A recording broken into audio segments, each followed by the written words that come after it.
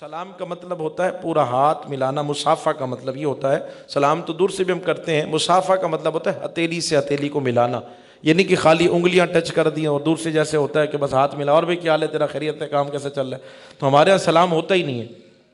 الا ماشاء اللہ، ورنہ سلام ہوتا ہی نہیں ہے، فون بھی آ جائے تو ہم بولتے ہیں ہاں بھی کہاں ہے تو ہے، تو وہ سلام ہے ہی نہیں کہ پہلے ایک دوسرے کو سلام کریں، گھر میں جائیں تو پہلے سلام کریں، کیونکہ بچے آپ کو دیکھیں گے تو سلام کریں گے نا، جب باپ کا لہجہ ایسا ہے، باپ اسی انداز میں کلام کرتا ہے، ماں اسی انداز میں کلام کرتی ہے، تو بچوں کو کیا پتا ہے سلام کیا ہوتا ہے، تو لہٰذا اپنے بچوں کو سلام سکھائیں۔ یہ میرے کریم آقا صلی اللہ علیہ وسلم کا فرمان سنیں،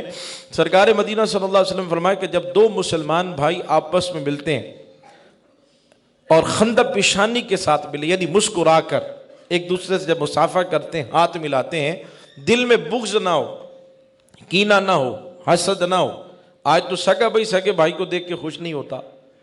ہے، ایک دوسرے سے حسد کا معاملہ، جلن کا معاملہ، یہ سب کے ساتھ ہے، اللہ تعالی ہم سب کو اس سے محفوظ فرمائے اور یہ اپنے دل سے سب نکال کے، اب انعام سنے پھر آپ کا دل خوش ہو جائے گا اور دل صاف ہو جائے گا۔ میرے محبوب علیہ الصلوۃ والسلام نے فرمایا جب دو مسلمان بھائی ایک دوسرے سے خوش ہو کر، اور اسی طرح مسلمان بھائی بھی اور اسی طرح مسلمان بہنیں بھی جو سماعت کر رہی ہیں، جب دو ملاقات کرتے ہیں، ایک دوسرے سے ملتے ہیں، سلام کرتے ہیں، ان کے ہاتھ بعد میں جدا ہوتے ہیں، اللہ ان کے گناہوں کو پہلے معاف فرما دیتا۔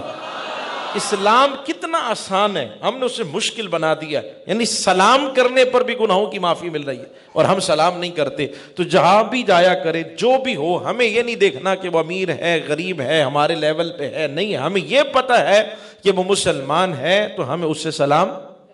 اونچی آواز سے سلام کرنا ہے۔ اللہ تعالی ہم سب کو اس کی برکتیں عطا فرمائے۔